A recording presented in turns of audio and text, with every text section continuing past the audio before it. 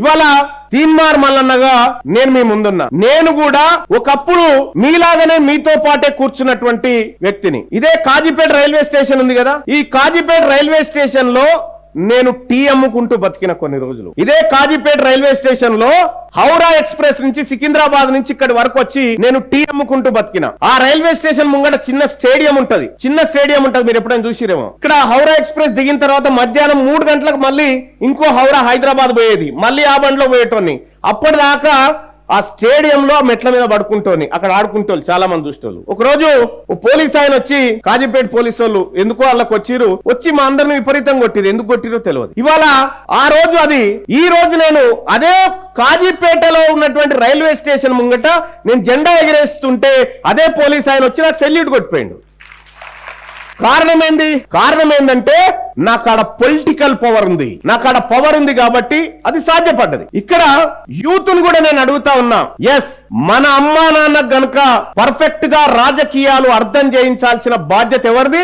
మనదే. మీకో విషయం తెలుసా, మీరు స్కూళ్లలో, గవర్నమెంట్ స్కూళ్లలో చదువుకున్నటువంటి పిల్లలు ఎవరైనా ఉన్నారా? గవర్నమెంట్ స్కూళ్లలో చదువుకున్న పిల్లలు చాలా తక్కువ ఉన్నారు. ఓకే, గవర్నమెంట్ స్కూళ్లలో చదువుకున్నటువంటి పిల్లలారా మీకు బాగా ఎక్కువ తెలిసి ఉంటది. ఇప్పటిదాకా నాదొక వీడియో చూసిరు కదా, నా ఆఫీస్ మీద దాడి చేసిరు కదా, నా మీద హత్యాయత్నం చేసిరు కదా. ఎందుకు చేసిరు తెలుసా? ఎందుకు చేసిరంటే గవర్నమెంట్ స్కూళ్లలో చదువుకుంటున్నటువంటి పిల్లలకు శానిటరీ ప్యాడ్ కిట్స్ ఇస్తుండే. తెలుసా మీకు? శానిటరీ కిట్స్ ఇస్తుండే.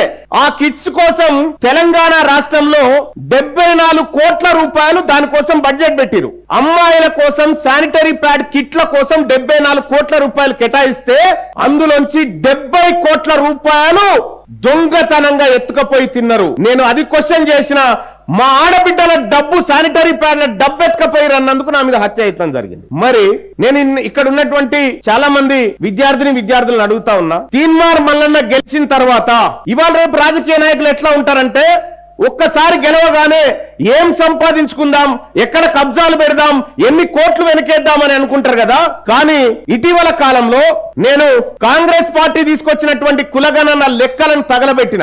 ఎందుకు తగలబెట్టిన అంటే, మొత్తం తెలంగాణ రాష్ట్రంలో 4,21,00,000 మంది ఉన్నారని చెప్పి సోషియో ఎకనామిక్ అవుట్లుక్ సర్వేలో గవర్నమెంట్ చెప్పి మళ్ళీ ఇదే గవర్నమెంట్ ఏం చేసిందంటే, తెలంగాణ జనాభా 3,74,00,000 మంది అని చెప్పింది. మరి 6 నెలల వ్యవధిలో 50 లక్షల మంది ఎట్లా చనిపోయారని అడిగిన. వాళ్ళ సమాధులు చూపించండి అని చెప్పిన. వాళ్ళ డెత్ సర్టిఫికేట్ ఇవ్వండి అన్న. గవర్నమెంట్ ఇయ్యకుండా ఏం చేసిందంటే, ప్రశ్నిస్తున్నాడు రా మల్లన్నని పార్టీ నుంచి సస్పెండ్ చేయాలన్నారు. I don't care. నాకు కావాల్సింది ప్రజలు, నాకు కావాల్సింది యువత.